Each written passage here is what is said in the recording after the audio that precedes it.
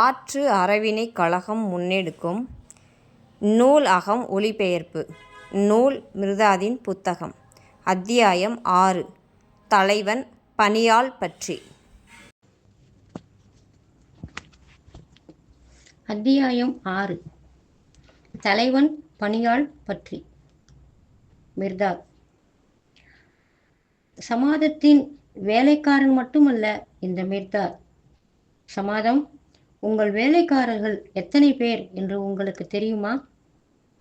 ஒரு பருந்தோ கழுகோ, ஒரு செடார் மரமோ தேக்கு மரமோ, ஒரு மலையோ அல்லது விண்மீனோ, ஒரு தேவனோ அல்லது அரசனோ சமாதத்திற்கு பணிவிடை செய்யாமல் இருந்ததுண்டா? இந்த உலகம் முழுவதுமே சமாதத்திற்கு பணிவிடை செய்து கொண்டிருக்கவில்லையா? இந்த மிர்தாத் சமாதத்தின் தலைவனும் அல்லன். சமாதம், உங்கள் தலைவர்கள் எத்தனை பேர் என்று உங்களுக்கு தெரியுமா?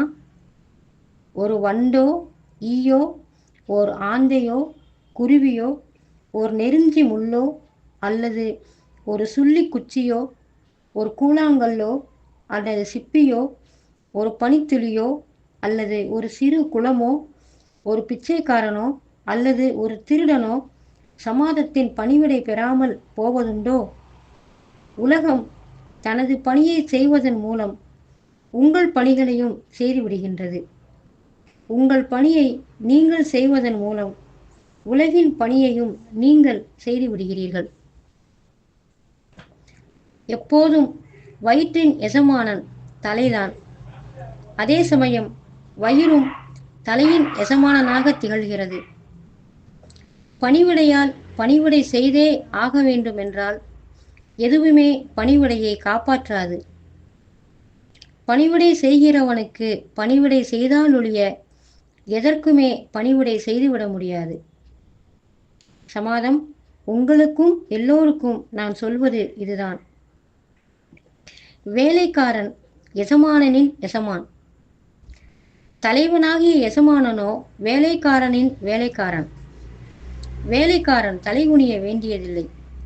தலைவன் தலை நிமிர வேண்டியதும் இல்லை. தலைவனின் ஆபத்தான ஆணவம் அடித்து நொறுக்கப்பட வேண்டும்.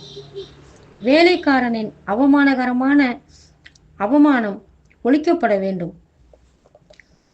சொல் ஒன்றுதான் என்பதை மறந்து விடாதீர்கள். நீங்கள் அந்த சொல்லில் உள்ள அசை. ஆனால் எல்லாம் ஒன்றுதான். சொல்லின் எந்த ஒரு சிறு பகுதியான அசையும் மற்றதை விட மேலானதன்று, மற்றதை விட முக்கியமானதன்று. எல்லா அசைகளும் ஒன்றே, சொல்லும் அப்படியே.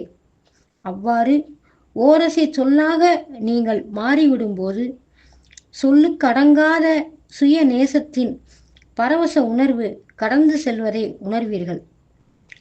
அந்த நேசம் எல்லாவற்றிற்குமான நேசம். சமாதம், நான் உங்களிடம் ஒரு வேலைக்காரனின் தலைவனாகவோ ஒரு தலைவனின் வேலைக்காரனாகவோ இங்கே பேசவில்லை. ஒரு சகோதரன் தன் சகோதரனிடம் பேசுவது போல பேசுகிறேன். அப்படி இருக்க நீங்கள் ஏன் என் சொற்களால் கலவரம் அடைகிறீர்கள்? முடிந்தால் என்னை மறுக்கலாம், ஆனால் நான் உங்களை மறுக்க மாட்டேன். என் முதுகின் மேல் உள்ள தசைதான் உங்கள் முதுகின் மேலும் இருக்கிறது என்று சற்று முன்னால் நான் குறிப்பிடவில்லையா? எனக்கு இரத்தம் வரும் என்பதால் உங்களை குத்த மாட்டேன். உங்களது இரத்தம் சிந்தாமல் இருக்க உங்கள் நாவை உரையில் இடுங்கள். எல்லா வேதனைகளில் இருந்தும் தப்ப உங்கள் இதயத்தை பூட்டியிருந்தால் அதை எனக்கு திறந்து வையுங்கள்.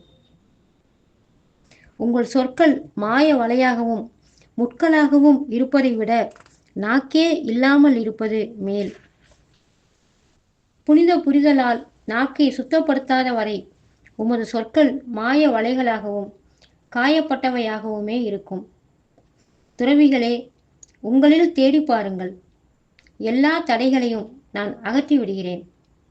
உங்களது நான் கட்டுண்டு புதைந்து கிடக்கும் பொதியை நான் கட்டவிழ்த்து விடுகிறேன். அப்போது நீங்கள் கடவுளின் சொல்லும் உங்கள் நானும் ஒன்றுதான் என்பதை புரிந்து கொள்வீர்கள். அது ஆதி அந்தமற்ற அமைதியில் நிகழ்வது. எல்லா உலகங்களும் அதிலிருந்தே பிறந்தன. இப்படித்தான் நான் நோவாவுக்கு உபதேசித்தேன், அப்படியே உங்களுக்கும் உபதேசிக்கிறேன். இப்பொழுது நரோண்டா பேசுகிறார். அதன் பிறகு மிர்தாத் எங்களை எல்லையற்ற திகைப்பில் ஆழ்த்தி தாழ்த்திவிட்டு தன் அறைக்கு திரும்பி சென்று விட்டார். சகிக்க முடியாத அமைதி சற்று நேரம் அங்கே நிலவியது. பிறகு நாங்கள் கலைந்து செல்ல ஆரம்பித்தோம். கலைந்து செல்லும் முன் ஒவ்வொருவரும் மிர்தாத் பற்றிய மதிப்பீட்டை தெரிவித்தார்கள். சமாதம், மணிமுடிக்கு ஆசைப்பட்டு கனவு காணும் பிச்சைக்காரன். மிக்காயன், அவன் ஒரு தலைமறைவு ஆள். நோவாவுக்கும் கற்பித்தேன் என்று குறிப்பிட்டான் அல்லவா? அபிமார், சிக்கலடைந்த நூல்கண்டு. மிகாஸ்டர், வேறொரு அண்ட வெளிய நட்சத்திரம். பெனூன், சக்தி வாய்ந்த மூளைதான், ஆனால் முரண்பாட்டில் மாட்டிக்கொண்டு விட்டது. ஜமோரா, அற்புதமான யாழ்தான், ஆனால் அது எழுப்பிய சுரம்தான் என்னவென்று தெரியவில்லை. ஹிம்பல், நட்புள்ள காதை தேடும் நாடோடி சொல் அவன்.